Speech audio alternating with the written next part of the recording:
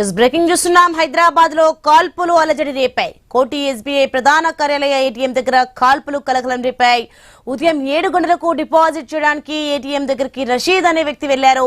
ఇక అతడిపై కాల్పులు జరిపి దుండగులు దోపిడీకి పాల్పడ్డారు. 6 లక్షలు ఎత్తుకెళ్లారు. కాల్పులో ఘటనలో రషీద్ కాలికి గాయమైంది. ఇక బాధితుడిని ఆసుపత్రికి తరలించారు. సీసీటీవీ ఫుటేజ్ ను కూడా సుల్తాన్ బజార్ పోలీసులు పరిశీలిస్తున్నారు.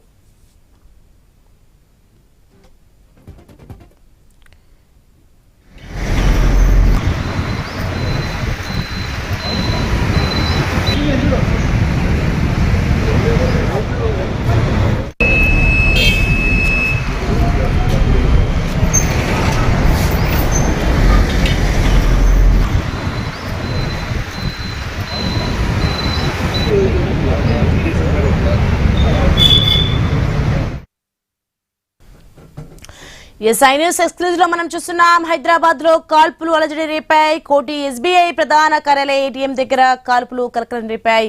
ఉదయం 7 గంటలకు డిపాజిట్ చేయడానికి ఏటీఎం దగ్గరికి రషీద్ అనే వ్యక్తి వెళ్లారు. ఇక అతడిపై అయితే కాల్పులు జరిపి దుండగులు దోపిడీకి పాల్పడ్డారు. 6 లక్షలు ఎత్తుకెళ్లారు. ఇక కాల్పుల్లో ఘటనలో రషీద్ కాలికి గాయమైంది. బాధితుని ఆసుపత్రికి తరలించారు.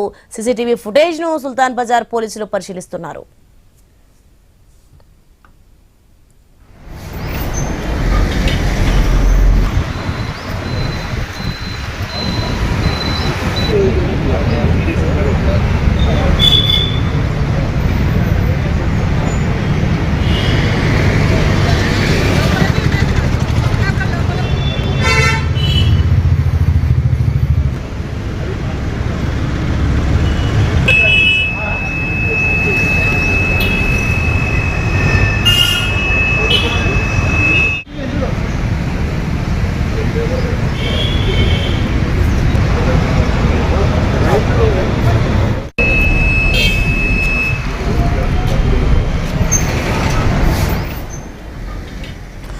సో ఎక్స్క్లూజివ్ లో మనం చూస్తున్నాం. హైదరాబాద్ లో అయితే కాల్పుల అలజడి మోగింది.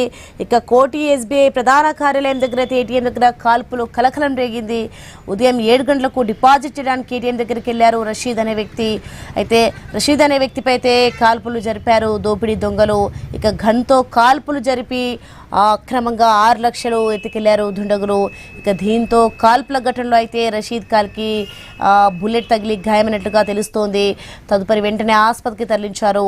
ఇక సీసీటీవీ ఫుటేజ్ను అయితే సుల్తాన్ బజార్ పోలీసులు ప్రజెంట్ పరిశీలిస్తున్నారు.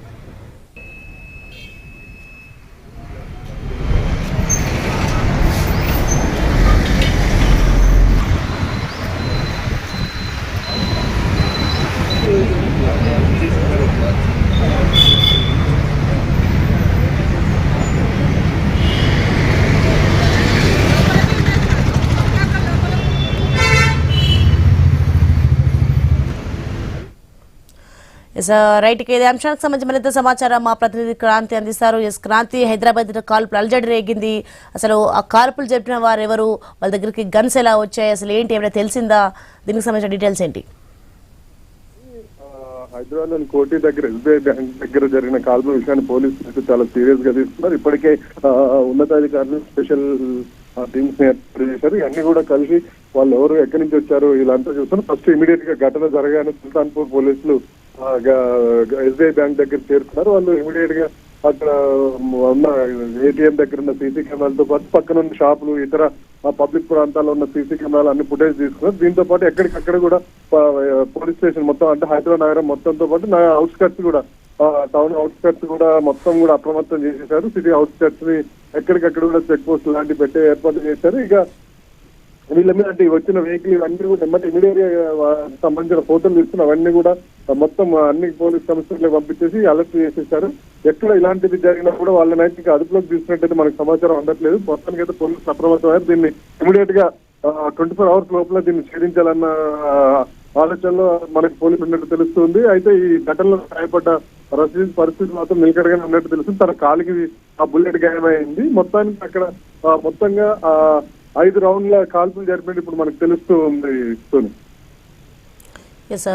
ప్రెసెంట్ గాయపడిన పరిస్థితి ఎలా ఉంది? అతను ఏమని అంటున్నాడు, ఏమైనా మాట్లాడాడంటే వాళ్ళకి తెలిసిన వాళ్ళేనా ఏంటి, ఏమైనా తెలిసిందా? అయ్యా అది పోలీసులు అయితే ఇప్పుడు అన్ని కోణాల్లో దర్యాప్తు చేస్తున్నారు. సోని ఇక్కడ ప్రయాణంగా మనం చూసినట్లయితే హైదరాబాద్ నగరంలో ఉన్న వ్యాపారులు కానీ ఇవన్నీ కూడా late night everyday late night వరకు వాళ్ళ వ్యాపారాన్ని అన్ని నిర్వహిస్తూ ఉంటారు. అన్ని కూడా అయినాక డబ్బులన్నీ కూడా కౌంటర్ ఎంత చేసుకుని నైట్ 12 అయిపోతుంది, వాళ్ళు షాప్ క్లోజ్ చేసి ఇంటికి వెళ్ళేసరికి అయితే చాలా మంది ఏం చేస్తుంటే ఎర్లీ మార్నింగ్ వచ్చి బ్యాంక్ లో డిపాజిట్ చేయడం ఇలాంటివి చేస్తుంటారు. అందులో భాగంగానే ఈరోజు చేశారు. ఇవన్నీ సహజంగా జరుగుతున్నాయంటే రసీదుకి తెలిసిన వ్యక్తులే చేశారా లేదా ఎవరైనా రెగ్యులర్ ఇక్కడ ఇక్కడ వీళ్ళు ఎవరెవరు వచ్చి పెట్టిపోతున్నారు ఇవన్నీ తీసి చేశారని చెప్పి పోలీసులు అన్ని కోణాల్లోనూ దర్యాప్తు చేస్తున్నారు. సోని రసీదు పరిస్థితి నిలకడగా ఉన్నట్టు తెలుస్తుంది మనకి. Right thanks for the information Kranti Kumar.